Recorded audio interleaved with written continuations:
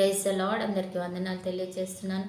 ఈరోజు దేవుడు ఇచ్చినటువంటి వాగ్దానము నిర్గమాకాండము 3వ అధ్యాయం 8వ వచనంలో వ్రాయబడినట్టుగా, పాలు తేనెలు ప్రవహించే దేశానికి నేను వారిని నడిపించుటకు నేను దిగి వచ్చి ఉన్నాను. దేవాది దేవుడే స్వయంగా దిగి వచ్చాడట. దేనికి అనంటే, పాలు తేనెలు ప్రవహించే దేశానికి ఇశ్రాయేలు ప్రజలను తోడుకొని వెళ్ళడానికి.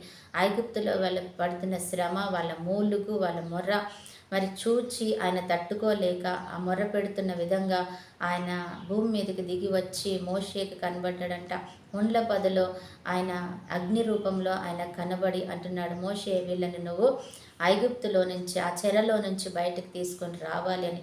ఆ రీతిగా వాళ్ళని బయటికి తీసుకొచ్చి స్వేచ్ఛా జీవితంలో వారిని నడిపించుకుంటూ తీసుకొని వెళ్ళాడు.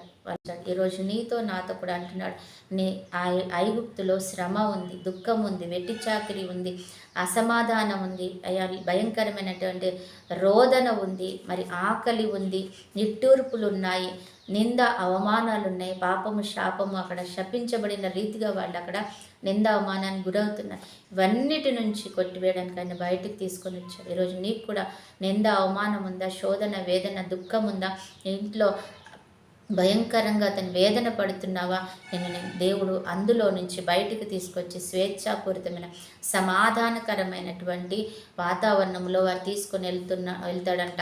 మరి తీసుకొచ్చి ఎక్కడైనా ఐగుప్తులో నుంచి బయటకు వచ్చాక ఇశ్రాయేలు ప్రజలకు ఏ శ్రమ వచ్చినా ఆయనే దాన్ని దాటించుకుంటూ తీసుకొని వెళ్ళాడు. ఈరోజు కూడా ఆయన నీ చేయి పట్టుకొని నిజంగానే ఆయన ఆ రోజు వాళ్ళకి ఎలాగా మేఘస్తంభంలా అగ్నిస్తంభంలా ఉన్నారో నీ వెంటే ఉండి ఆయన బయటకు తీసుకొచ్చి నేను ఆశీర్వదిస్తాడంట.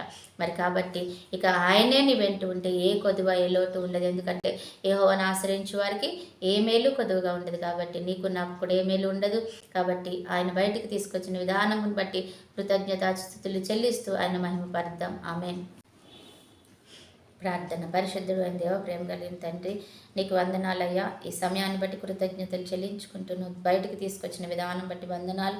మరి అయా పాలు తేనెలు ప్రవహించి ఆ దేశంలోకి మమ్మల్ని తీసుకెళ్తున్నావు తండ్రి.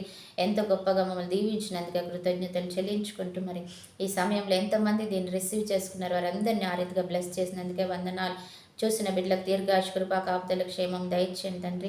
బర్త్డే మ్యారేజ్ డే జరుపుకుంటున్న బిడ్డలు కూడా దీవించి ఆశీర్వదించండి. రెండంతల ఆత్మతో నింపుకోమని యేసయ్య నామంలో అడిగి వేడుకుంటున్నాం తండ్రి.